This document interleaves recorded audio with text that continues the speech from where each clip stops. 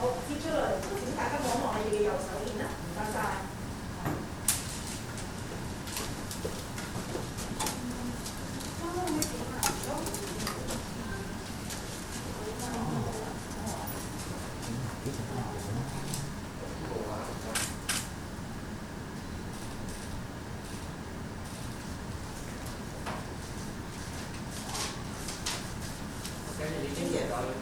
唔好意思啊，再望望時間先，唔好意思。好，唔該晒，唔該學生位請就啦。Thank you。唔該你。首先我有請楊佩斯主席講嘅，好，謝謝。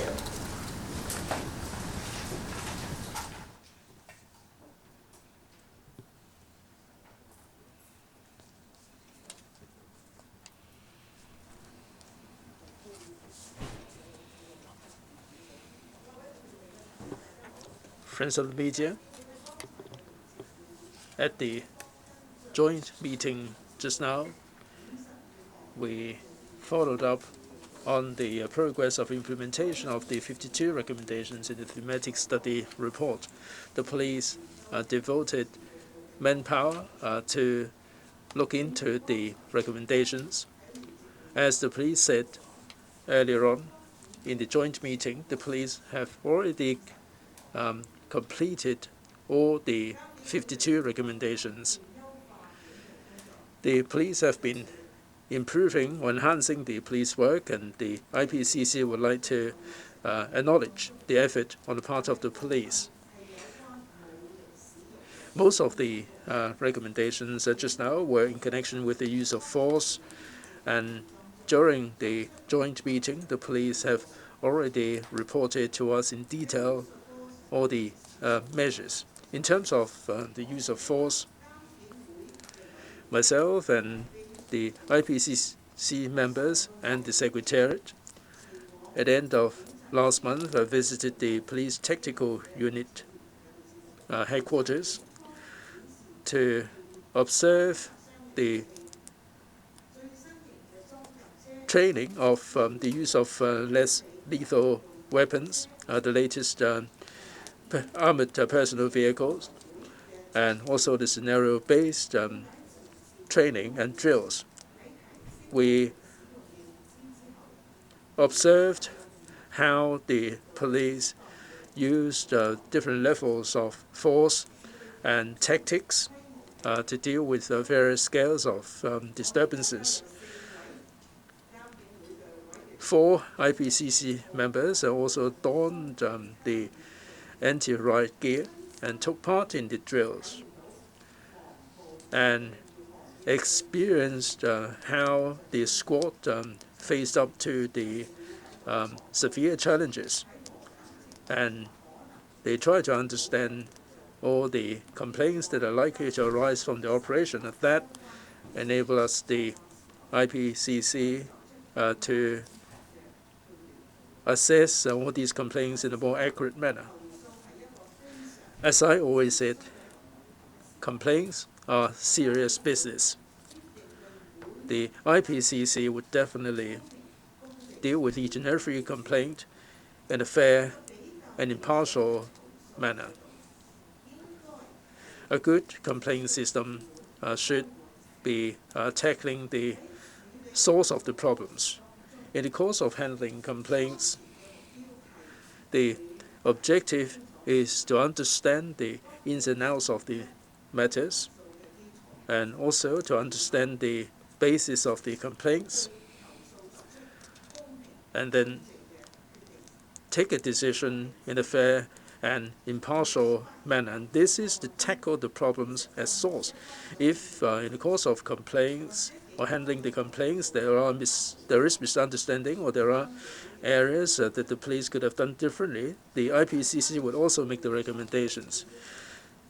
We have to understand the legislative requirements and the police work. If the police can improve their service in the long run, it will minimize complaints. And this is precisely the purpose of the two-tier complaints handling system. Other than the improvement measures in connection with the thematic study report, over the past 13 years, the IPCC has made over 200 recommendations to the police covering different areas of policing work in terms of the quality of work.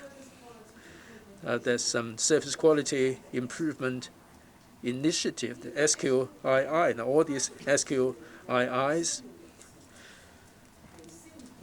concerns the improvement of the police equipment, the use of communication technology, and improve the protocol. In the newsletter, we have highlighted the enforcement against traffic offences. The police have been making constant improvement and enhance the quality of service. That will contribute to better confidence of the public in the police, and also the confidence in the complaint system. The IPCC would reach out to the community and liaise with the stakeholders and the members of the public, as well as the media, for better exchanges, for better understanding, and that way people will understand the IPCC's work that much more. I hand you over to Clement to brief you on the publicity and education and the latest initiative in this regard, and then our SG, Daniel, will be briefing you on the cover story of the 29th newsletter, and also the latest complaint numbers arising, the POEs, and the progress of our scrutiny. Thank you. Thank you, Madam Chair. Friends of the media, like the Chair said a moment ago, the IPCC's work has always been adopting a double-pronged approach rather than sticking to the evidence-based principle. We also would scrutinize the complaint cases and analyze the causes of the complaints and the trend. Over the past 13 years, we have made well over 200 improvement recommendations to help the police improve the quality of service. All these improvement recommendations consist of areas that have to do with the livelihood. In this newsletter, the cover story is focusing on the enforcement against traffic offences. We are pleased that all the improvement recommendations have been proactively followed up by the police. It's because of this reason that the number of complaints has been trending down. Since 2009, since that IPCC became a statutory body, we have well over 3,000 or 3,800 complaints. It's come down to the recent 1,300 complaints annually. Well, in terms of livelihood, people's mobility, transport, these are the daily lives. I'm sure that you must have experienced the traffic congestion and how irritating and annoying this is. In Hong Kong, there is a high traffic volume with a lot of pedestrians and people, and the vehicular traffic are always vying for the right of way. And this is the source of disputes. When the frontline police officers turn up on the scene to deal with the traffic incidents, many a time disputes and frictions might arise, and this will give rise to complaints. In the light of the trend of complaints over the years, the traffic-related allegations would take up about 20% of the total number of allegations. So in this latest newsletter of the IPCC, our cover story shares with the members of the public the allegations about traffic offense. We've highlighted 3 examples for the members of the public to understand how the improvement system is working. The IPCC would scrutinize the complaints and also analyze the trend of complaints and we would make recommendations as to how the police can make improvements. All these improvement recommendations we like to achieve a certain objective. Now the police would respond and follow up on these recommendations. So we analyze what effects we have achieved as a result of that. Other than the IPCC's recommendations with a view to minimizing complaints, communication and the understanding of the right of the complainants will also be important. Like Madam Chair said a moment ago, complaints are really very solemn business. We have to treat them with all due seriousness. The complainants can lodge a complaint against the police neglect, but they do have the duty and obligation to make sure that they would make available the evidence and the means of communication to tie in with the IPCC or to tie in with the CAPO's investigation, so that these two-tier complaint system will be able to fulfill the best possible result. We will, through various channels like this press briefing today and other outreach programs like visit to schools and professional bodies, like talks and other publications and the social media online, we like to resort to all these different means to publicize to the members of the public the implementation of the improvement recommendations in order to disseminate the right message to the public, and also the right and also the duty people have in lodging complaints. Now we are driving change, building trust together. This is very much our theme. And through the improvement recommendation, we can drive changes, and we can drive improvement on the part of the police. We hope that we can work together and build trust together to buttress the mutual trust between IPCC, the police, and the members of the public, and also the public trust in the two-tier complaint handling system. I'd like to hand you over to the SG, Daniel, who will be taking you through the content of the newsletter and also the progress of scrutinizing these complaints. Thank you very much, Clement, Chairman of the Publicity Committee. The Chairman and Madam Chair already highlighted the way forward. We'd like to tackle the source of the problems and not just the symptoms.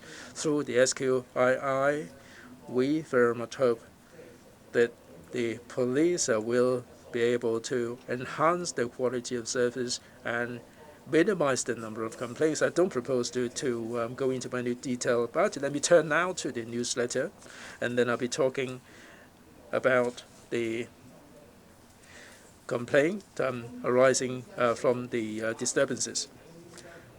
When you read the newsletters, we would focus on individual cases. Now we have highlighted 3 subjects: the SQII, how we can make recommendations to the police with a view to improving the procedures in order to minimize complaints.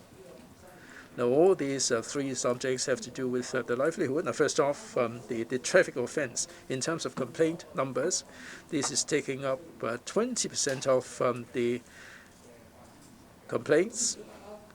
If you think about it, this is terribly important because the police is a large department, and these traffic complaints take up 20% of the overall complaint cases. So we would focus our attention on the improvement of the law enforcement against traffic police. Now, by way of statistics in terms of traffic numbers, in terms of investigation into injury arising from accidents, It's amounts to 24%, 1/4, and then the remaining 76% are involved law enforcement. So in which issuing summons constitute the most. It's like 42% of those complaints. So we would like to focus on the law enforcement, and then whether we can continue to improve that. In this newsletter, we have three themes. The first one is when there is an accident, when the police arrive at the site, at the scene.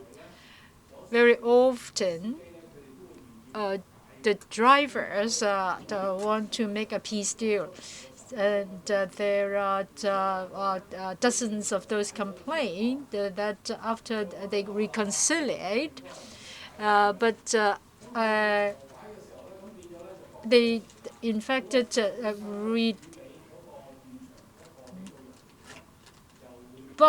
actually the decision, and then the police becomes the center of conflict. So the conflict or the dispute would accuse the police of actually favoring a certain party. And the second complaint is that the police really persuades us to make reconciliation. So under the misinformation, then we make the deal. And there are even complaints saying that at that particular time the car was being moved, and then the police said that there is no actually any movements of the car involved. And so that we found that the police are really in a difficult situation, because both parties cannot arrive at a consensus, and then the police become was sandwiched by the two parties. So we will suggest that the police would put down all the details on the scene. And then if the two parties agreed to strike a deal, then he would put down the details in a notebook undersigned by the two parties to assured that they agree on all the details, and so that they cannot actually return to say that they did not or did that, or that they were doing that under misinformation, etc. So the police have already revised the guideline and advising the frontline colleagues to have the report undersigned by both parties. And with that taken into effect, that the number of complaints is significantly dropped.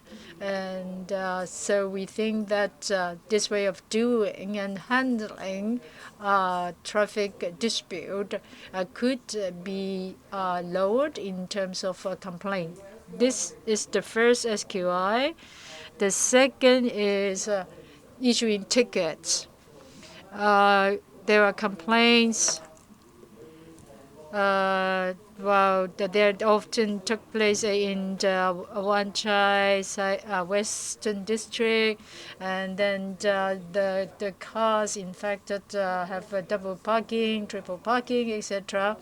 The complaints to 999 include, say, that the illegal parking, etc. And the fact is that do we want the police to just to issue ticket, or to actually to focus on the law and enforcement? But definitely the police has to handle all the situation. And but there were complaints saying that after they call 999, and then there is a delay in handling these complaints. And then they said that the one who received the call will be in fault because there is no immediate action being taken. And likewise is for the police who was deployed to the scene. So our review is that whether that should be a kind of a standard answer for all incoming 999 call, telling the public that we will dispatch the appropriate police to the scene. And then definitely we need to judge the situation, whether that we have enough personnel to handle those circumstances.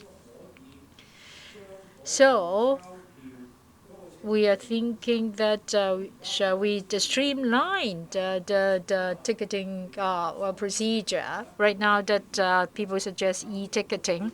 A few years back in our meeting, there were already suggestions of solving the problem by the technology and increase the effectiveness and efficiency of issuing tickets. And likewise to reduce complaints related to issuing the illegal parking tickets, etc. Sometimes that there are mistakes in a ticket, like that there is a mistake in the time, in the location, in the name, etc. And then, e-ticket can solve all this problem. And then, with the button, there is GPS, and then there is also the email who helps to expedite the issue of the ticket. So after handling all these complaints, we discovered that in recent years the number have significantly reduced. The third is casualty assistance in traffic accidents. When there is an accident, if the injured has a sick leave for over 3 days, then the people involved they can claim the assistance from the social welfare department. There are tables that forms they need to fill. The first one is the injured. The second part need to be filled by the police.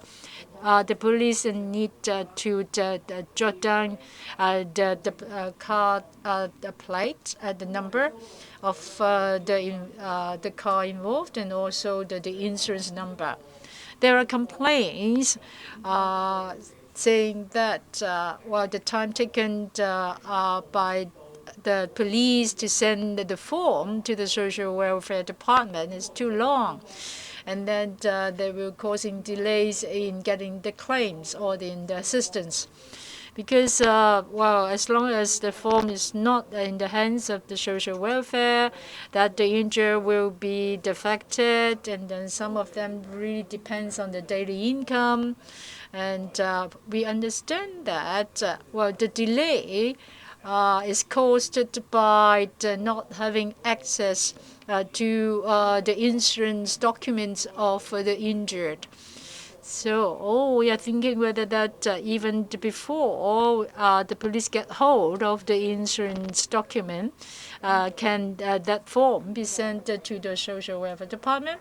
According to the police, in case there's a very serious accident, then the form need to be sent within 2 days. In case there is a less serious accident, that the whole procedure should be completed within 5 days. Well, then the colleagues would be in a dilemma if they could not get hold of those information needed. So after talking with a couple, the conclusion is that even before they get all those information needed, they could send the form over to the social welfare department so that the social welfare department can process that case as soon as possible. And then we also observed that the papers sent by the police to the social welfare department is still done via fax machine. And there is no mechanism to ensure that the social welfare department actually receive those. And there is no particular person who's responsible for those documents. And right now, the police have established a mechanism to ensure that the forms and applications are well received, and in turn, without delay. SQII could reduce a complaint in that regard and help the public, in particular in those three aspects, and to have more and better services from the police. Right now,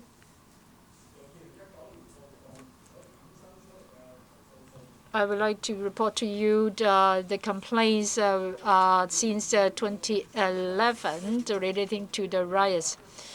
There are 618 complaints, and then the allegation is 1,012. Our reportable cases is 1,300 cases. And for minor allegations, like 765, 70% of minor complaints, including misconduct, 27%, and negligence of duty, 24, the misconduct, 42, and very serious complaints is 347, 30% of the total complaint, and the bulk is 16%, the unnecessary use of authority, assault at 12%. In the past, when we investigate this complaint, the members have already made 149 observations, and the attendance rate keeps at 100%. A couple has submitted to us 583 the reportable complaints. It constitutes 94% of the total complaint. The remaining 35 still need to handle by the couple, and then within of the 35, 31 are still under investigation and litigation. There are 31 of this. And right now, couple is handling 4 of these complaints, and the 4 are still under the litigation. Most often is the case has been concluded, and then it is now in the couple to handle these cases. Among the 583 cases, IPCC has approved 536 cases. Is like 92% of the total cases. Among the approved 20 cases is now in the hands of the members to endorse.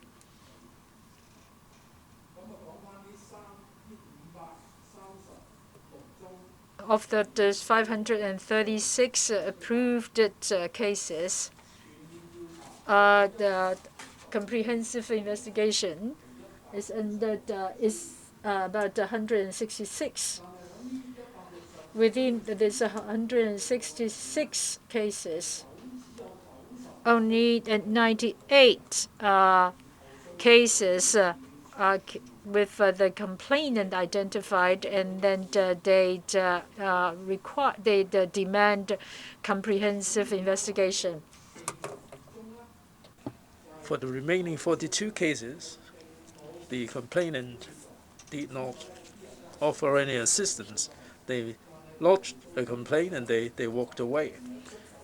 But the CAPO is of the view that there is enough information to conduct investigation, and they conducted the full investigation. The number is 46, and there are 26 cases in which the complainant would like to withdraw the complaints, but having seen the evidence, CAPO considered that further investigation should be undertaken, and they did the full investigation. So 98 plus 42 plus 26, the total number of full investigation is 166 cases. The other category is non-pursuable. Of the 536 complaints, 228 are unpursuable.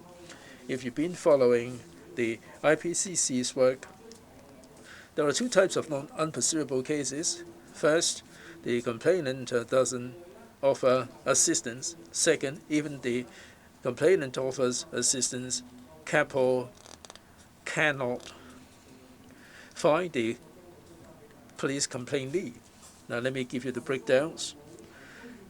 No assistance, 193 out of 228, 193 in which the complainant offered no assistance. 35, the complainant offered assistance, but CAPO could not identify the police complaint lead. For various reasons, probably the complainant's information was rather limited. Like he may say that during the riot, I saw the police in red, and so on. Or the complainant might show a footage which is very, very blurred, very fast moving, and there was no way the call sign or the police number could be identified. So this is 35 plus 193, and number is 228. Withdrawal of complaints, 132.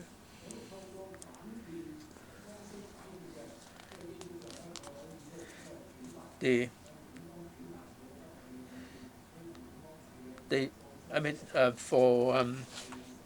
are 10 cases that are dealt with by other means. The total number is 536. You may be concerned that of the 166 full investigated cases, what are the outcome? Of these 166 fully investigated, 248 allegations.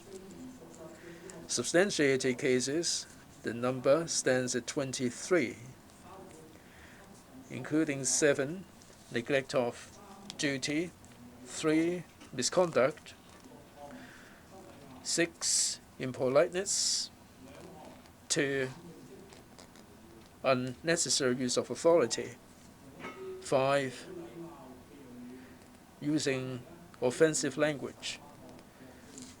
Totally 28 substantiated cases there. There is one case that are not fully substantiated. There was a wrongdoing, but not 100%. That's a case of neglect of duty. There are 7 allegations that are substantiated without complaints, including 5 cases of neglect of duty, 2 misconduct, a total of 7 cases there. Unsubstantiated, there are 73 cases. I don't propose to give you any further breakdown. There are 73 unsubstantiated cases.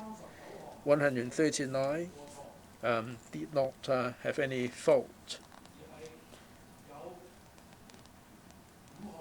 There are 5 cases that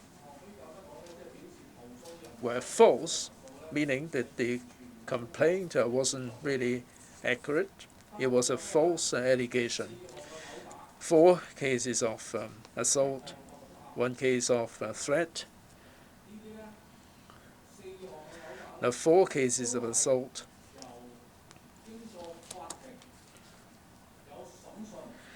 These cases went through court proceedings, and the complainant lodged a complaint, and the court sat in judgment and found that there was no evidence to substantiate the assault cases. So there were 5 false cases of complaint.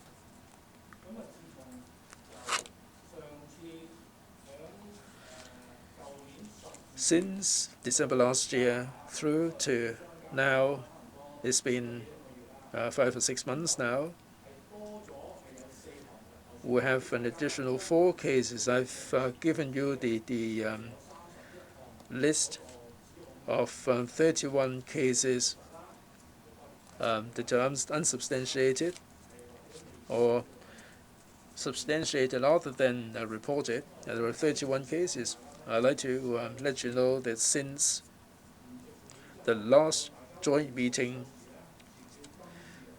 through to now, for these past 6 months, we have 4 additional allegations that are substantiated. I'll let you have more information there. In 2019, November, a police officer used some impolite language, and that case was substantiated. Another case, also a use of impolite language, that was in 26th of December 2019. The complainant was a senior inspector.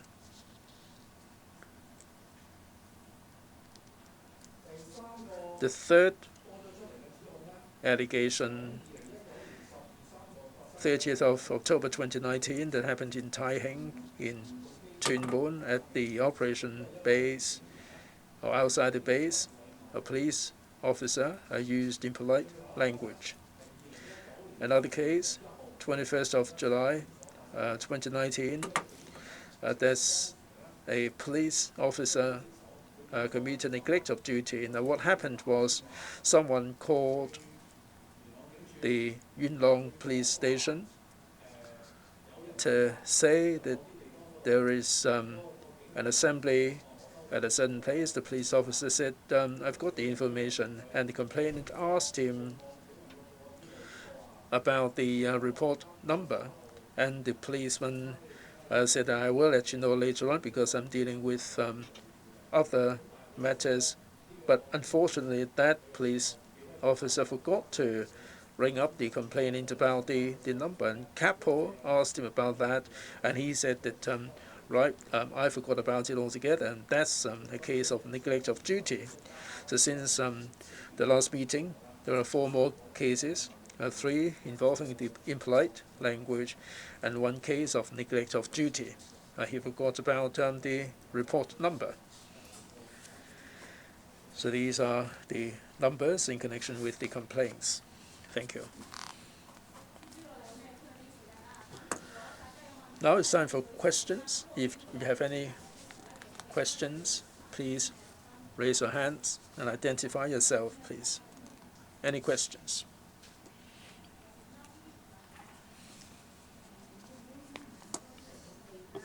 Now for the additional 4 substantiated cases, were the police officer subject to any disciplinary action? Now July 1st is upon us.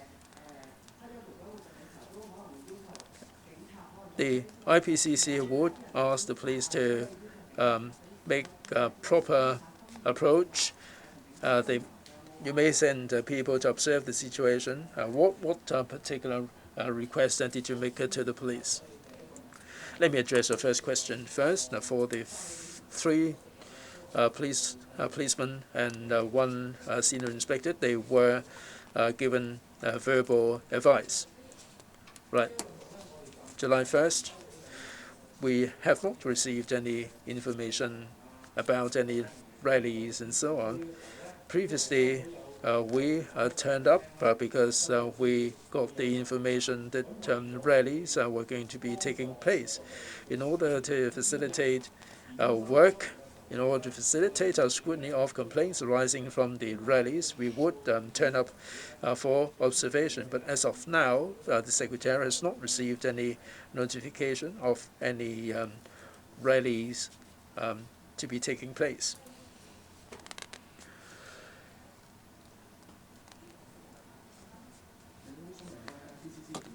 Right. According to IPCC's recommendation, the police officers in using force would have regard to the circumstances, the route of departure. Thus, the IPCC feel that the guidelines are inadequate and there are problems. Now, for the first 5 months, there are 400 or so complaints. How many cases are substantiated and how many are under investigation? There are cases of fabrication of evidence. Are they under investigation now?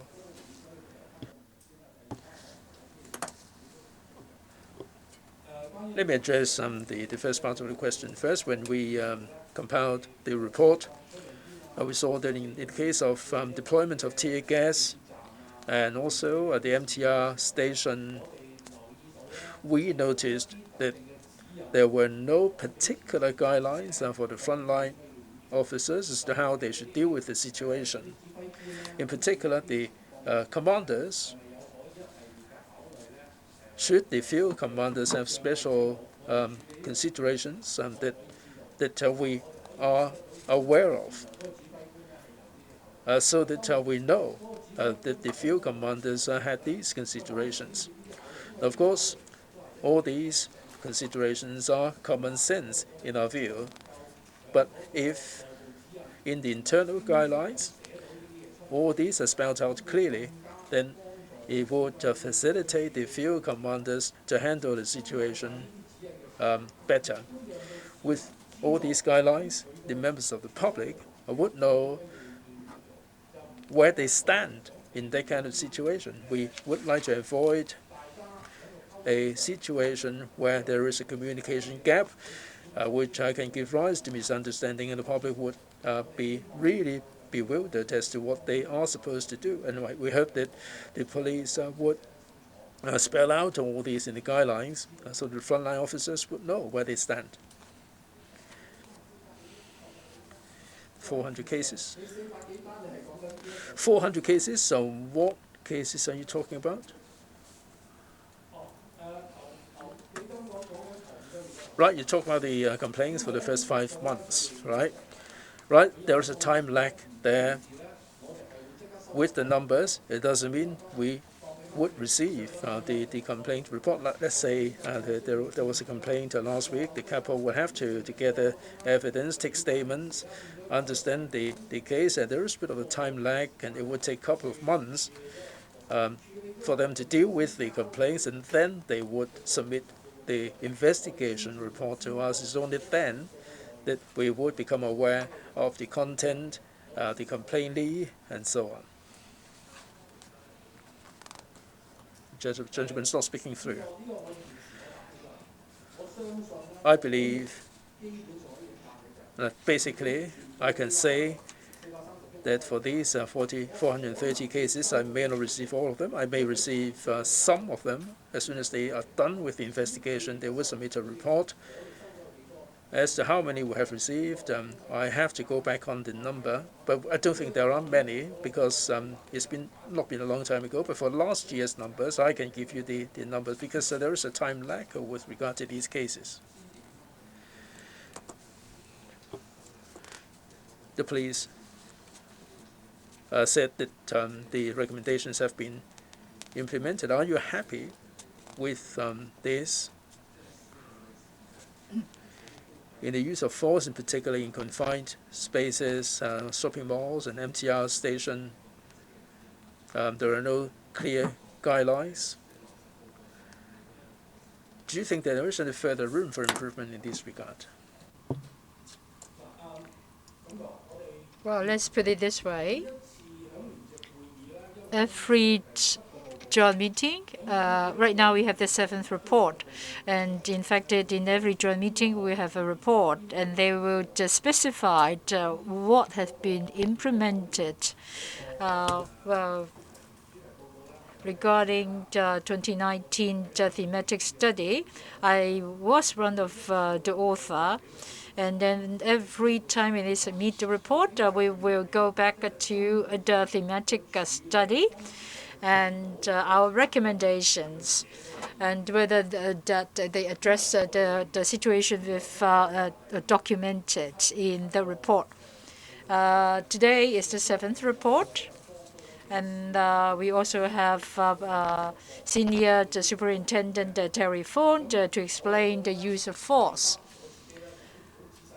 Well, including myself, I have studied very carefully, and you can see that I have read every one of those recommendations, the 52 altogether.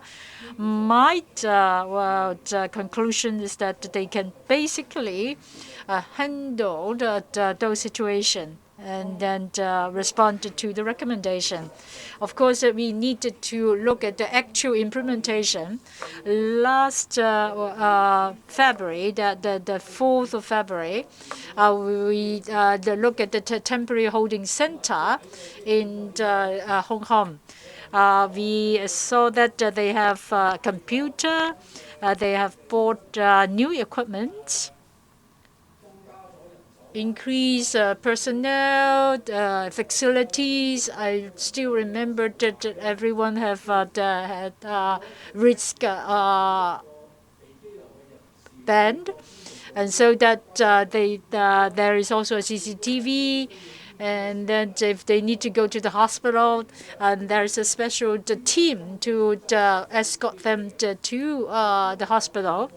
So this is something related to TMHK. Then they're altogether the 10 police stations have THAs set up, and then we also visit the 999 Center in Hong Kong. You still remember they are on the 21st of July, and then they receive the 33,000, more than 33,000 within the few hours. I still remember this figure. So we visit that call center and chaired witnessed that, and then they saw there are changes so that, they can record those calls and explain to the caller that they have noted down the information, and if there is no further information, that call will end. And if really this jam, then the calls will be diverted to the district level.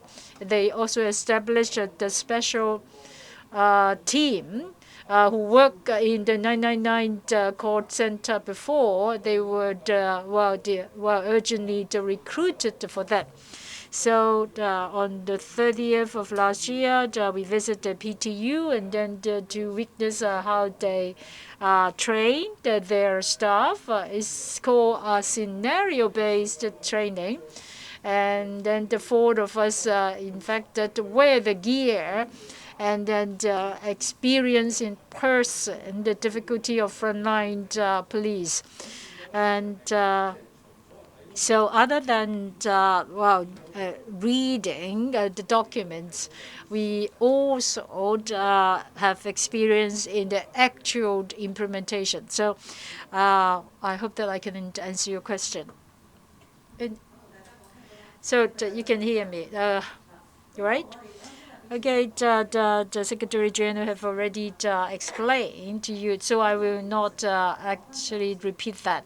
And I just want to get a few comments on our visit to the PTU. Since the colonial rule, the equipment they use for anti-riot control was introduced, and then so that we have a good glimpse of what have been used during the past 50 to 60 years. At that time, the lethality is much higher than today. And so that people who are being injured will have more pain. Like the bullet, the bullet is really like the 2/3 of this water bottle. There are the trainers, including the chief of the academy, experience those the bullet themselves. And then today there are we said that the 4 members, they are all ladies, and they participate in the visit, and then they wear those gears. May is not too hot yet. It is quite pleasant. And the 3 guys and 1 lady, then they personally experience the situation. We also heard and also were briefed that the equipments were much less lethal. And most of them had been deployed in defense Western countries in similar situation. They were all fabricated there, manufactured there, and we're just importing from those countries. So they have explained all this, and now it's already the 7th report. I became the chair of IPCC last year. And then so I know all of this. And then, of course, that Hong Kong is unique, where there are no 2 equal cases. And you all know that Hong Kong is very the high population density. We are quite hot. And so this is very particular to Hong Kong. And then, well, you also heard about the traffic situation. And then there's one particular point about Hong Kongers because they are quite really hot-tempered. And then back to the 52 recommendations, police have explained, and then they have pledged that they will do everything possible to respond to the recommendations. And one of the main focus is to use load the lethal equipments or weapons. But in order to protect the public and to protect law and enforcement, so that they need to be able to assure that people are being protected, and then they can enforce the law. 3 questions. First of all, just now, the police said they have already responded to the 52 recommendations, and there will be 1 technical advisor, and then to give advice on the frontline colleagues, and then the other is about the low lethality of weapons. And so how can the police be ensure their effectiveness in the emergencies? And then there are still, second is about the 26 outstanding cases. What are they? And the third is, and there's an unanswered question the last time. You are new to the IPCC. How you keep that the IPCC to be transparent to the public? And then right now, the 3rd anniversary of the 2019, how do you keep a good relation between the public and the police? So I will answer the 3rd question. You said that this question is not answered. I don't remember which one. The last last meeting is on March, but we did not have that. Is because that was the time when we have the 5th wave of COVID. Well, the last meeting is on the last week of February. Since we already know that we are going to have the 5th wave, then we cannot have the meeting there. So that weekend, we tried to get hold of as many as the rapid tests as possible. And mask, as you all see, there is a box of that mask on your table. And then we succeed in doing that because those tests are distributed to the members so that they can protect themselves and their family. And on that particular weekend, we found that 20% were tested positive. This is not an individual fault. This is the situation in Hong Kong. So we stopped, and so the secretary asked people to do all the necessary preventive measures. And you all know that the Security Bureau we have done a lot of things, and I also hope that we don't have the sixth wave of COVID. And because of the fifth wave, well, we did not have a meeting, and so we did not actually do a response because we did not have a meeting. Well, in fact, the question was asked last year at the last meeting of last year. So about the relationship between the public and the police. So without that March meeting, so we did not have the press conference. Well, in the first meeting, there's no live Q&A. That was June last year. September and December, yes, we had meeting. Well, I hope that in the next meeting we don't have those screen and then the mask.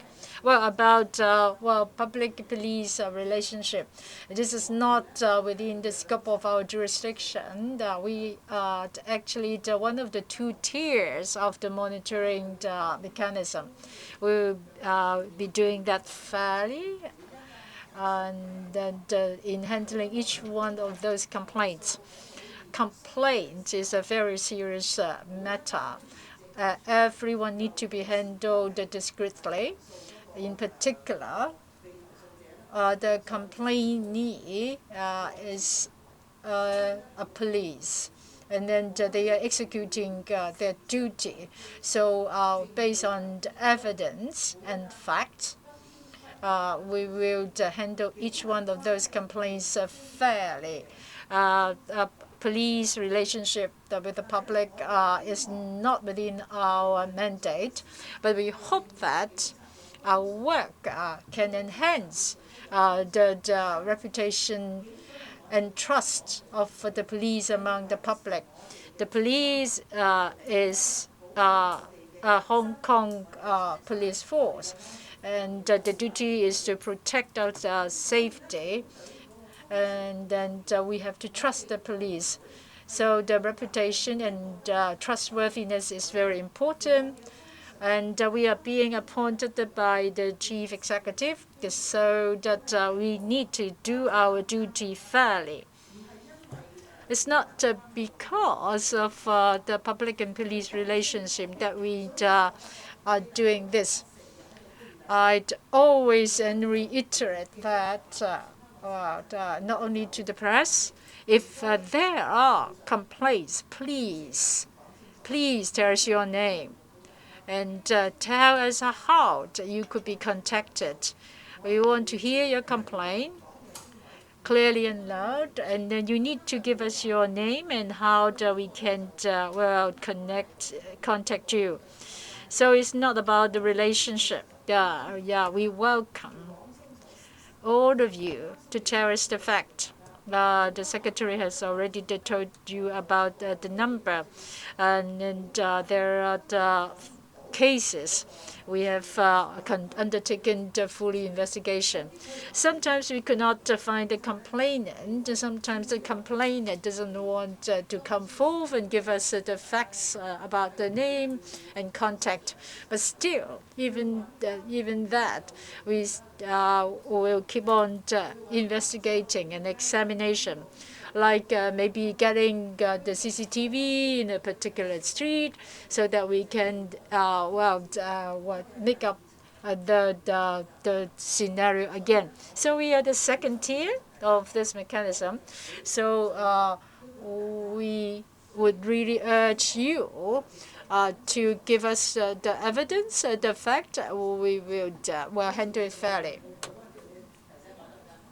Please remind me of your two other questions. First of all, is about the tactical advisor. Well, in the emergency, how can you implement this? And then about the 26 complaints that are still under investigation. For the 26 cases, I defer to the SG. He has all the information there, which he would mull over. About the technical consultant, we saw what happened in 2019. Things were happening very, very fast. I mean, not just at that time, even now, it would be hard for you to respond sufficiently swiftly. I can imagine that the police have undergone intensive training, and of course, an expert by their side would be of help. But you can expect people in an air-conditioned comfort who can analyze the situation carefully, corroborated by a third party. But things are happening in a flash. For a decision to be taken in a split second, it would be different from a decision taken in air-conditioned comfort. Right. Let me supplement the issue. The chair will lead the team to go ahead. I remember when the chair first assumed office, she said that, Daniel, you have to be fair. When scrutinizing the cases, you have to go by the evidence in a black and white manner. So this is very much the instruction given to me by the chair. The chair is sitting right next to me, and she said, you have to have all these considerations. So she knows that I've been here for 10 years, and her instruction was very simple, very straightforward. We go by the evidence in a black and white manner, and there is no way of anything being distorted. Everything is under the sun, and this is very straightforward. Second, about the technical consultant, this is someone who understands the local situation. Like if you're living in Bangkok, you know the Bangkok MTR station very well, all the exits and so on. If you're a technical consultant dealing with an MTR station, you would know about all the last detail. And this consultant will be able to provide information about the geographical situation. This person must have undergone training at the PTU. He must know how to resort to the less lethal weapons and how many officers are on the front line, and give advice to the field commander accordingly. Now, for the 26 cases, and these are withdrawal of cases, let me give you two breakdowns there. There are two cases of the 26.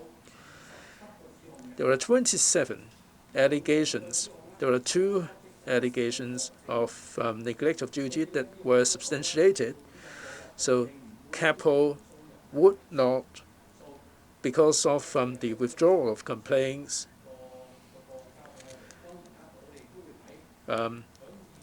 did not submit the information to us. Now we would consider whether we can have the definite findings. Now there are two allegations that are substantiated. There are 25 that had no fault. According to the manual, now why do you see these two categories? That's because our manual would not allow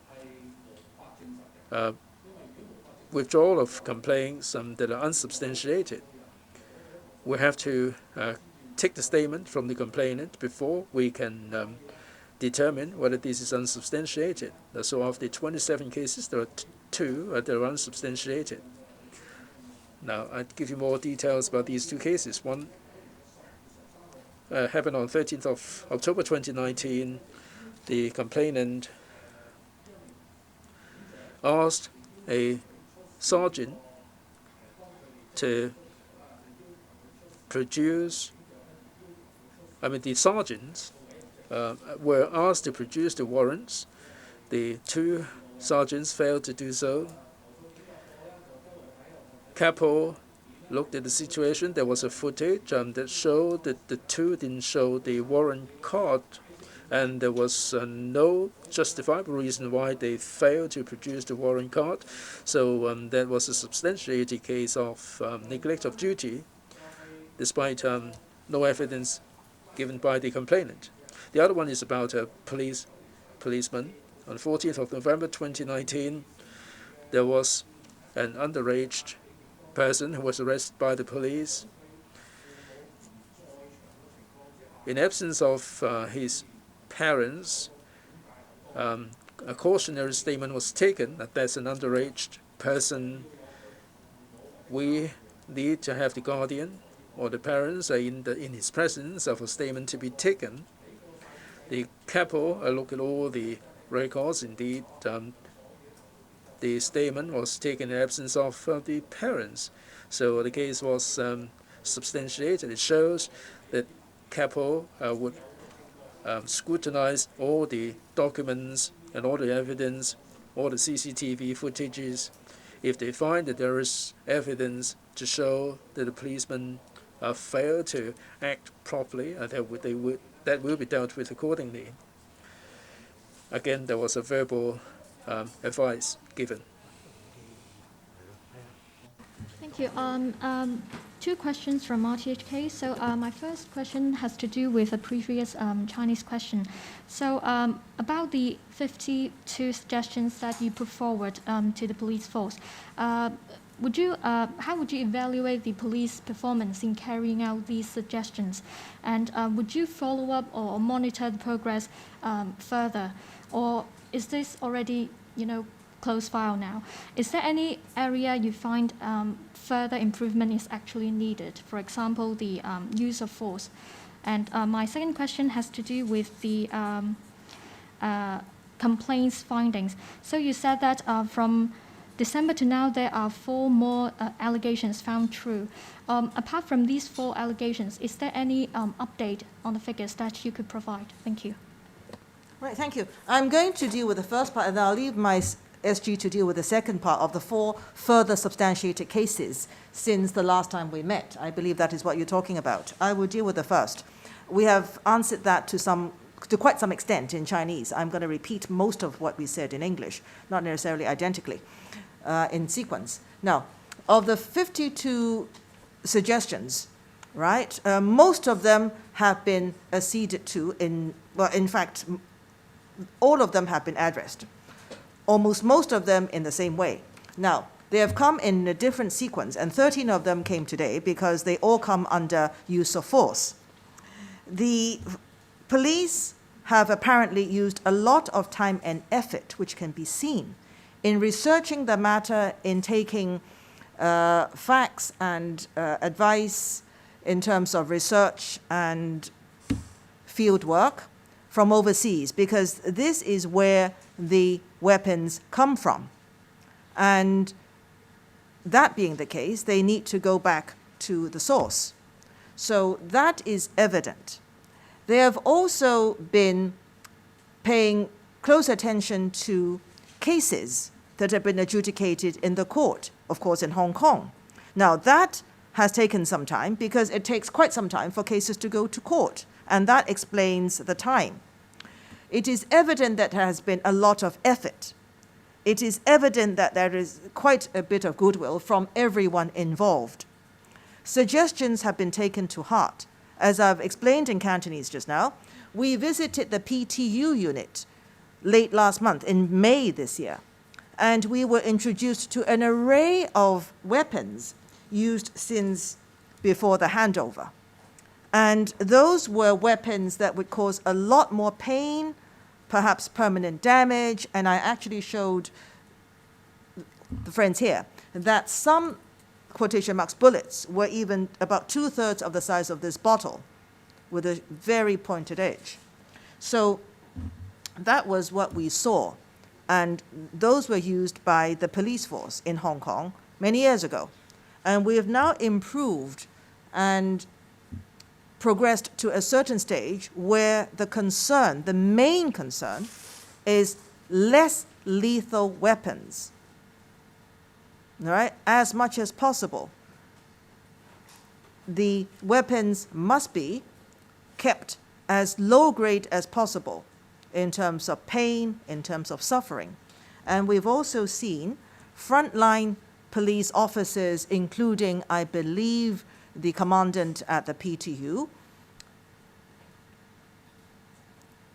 apply on himself the weapons that we were investigating, we were observing that day.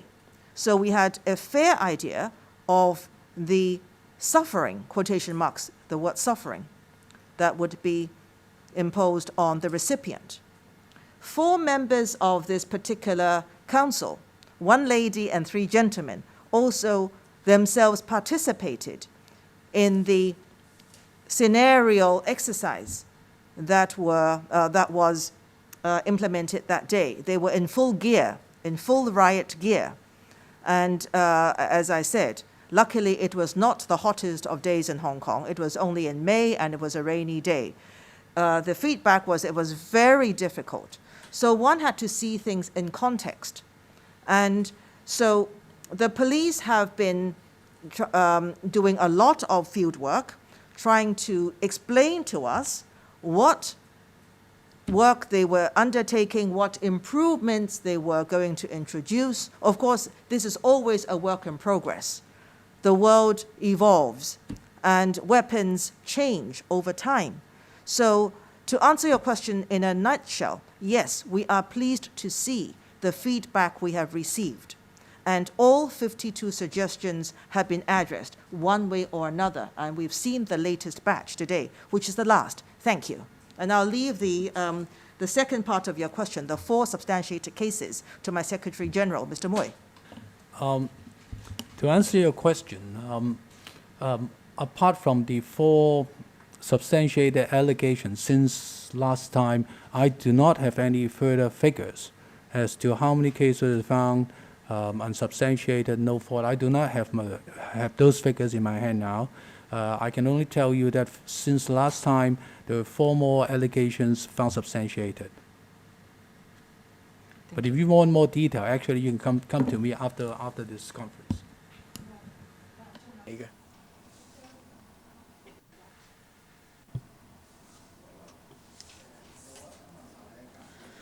Right. The IPCC visited the new water cannon and the new armored vehicle. When will these vehicles be deployed in Hong Kong? I mean, the situation is getting calmer and calmer. Do you see the need for the introduction of these new vehicles? During the anti-extradition protest, how many police officers were disciplined, and what are the disciplinary actions? Well, I will take the first question. For the numbers, I defer to Mr. Mui, the Secretary General. The saber-toothed tiger vehicle. As to when exactly this is going to be used, and this is an operational matter for the police, they have to take the decision themselves in accordance with the guidelines. And this is not a question for us. Second, I don't really hope to see in Hong Kong any riots, any disturbances, any conflicts. We're all Hong Kong people. We want the best for Hong Kong, but it doesn't necessarily mean to say that we don't really need to have the police. We don't really need to have this equipment. We need the police not because there are so many thugs. That's because we want to maintain law and order. Personally, my colleagues also, we very much hope that Hong Kong will progress. We have to fight the pandemic. We have to resume normal life in Hong Kong. And then we can scale new heights here in Hong Kong. I defer to Daniel. If you've been following the IPCC's work, disciplines come in different ways, depending on the gravity of the cases and how serious the wrongdoing was. Now, from recollection, I don't have the record. My recollection is that all of them are subject to verbal advisory. They're not really serious, like impolite language and neglect of duty of a minor nature. 即係你可以留。 So if maybe you can stay behind, and then we can look further into those cases. I would like to add also, Chair said that complaint is a very serious matter. The chair of our communication and publicity, Clement, also mentioned that. I just want to cite a case. During the protest, most of the complaint, one actually made 10 complaints. 9 has been handled, but he never showed up. Most are unpursuable. So you can imagine who actually can made 10 complaints, but he never showed up for the 9. He never showed up for the 9. So that we are just actually abusing the resources of this complaint mechanism. So I would like to take this opportunity to appeal to the public, as what the chair said. Making a complaint is a very serious matter. If you really want to make a complaint, please come forth and give evidence. If you are making up a story, then it will affect other people's access to this mechanism. So I would like to take this opportunity to reiterate this point. Thank you. I would like to add that, as Mr. Mui said, the 999 call center. I think that you are familiar with the context. That some people get called, appealed to actually call the 999 and said that complaining the police saying that you have not enough capacity. Most of my friends are from the industry. I'm a barrister. And they want to, in fact, jam the system, and they are not actually trying to make a report. And then sometimes that even the system of the bank would collapse because of that, jamming the whole system. Why do you make complaint afterwards? And then you're wasting the resources of the society, and a lot of the top academia asking me, why do you still need to handle those complaints? I think that I will throw this question back to you, and I think that Hong Kong, we need to work together and then to move forward and then to recover from the past. Stay safe.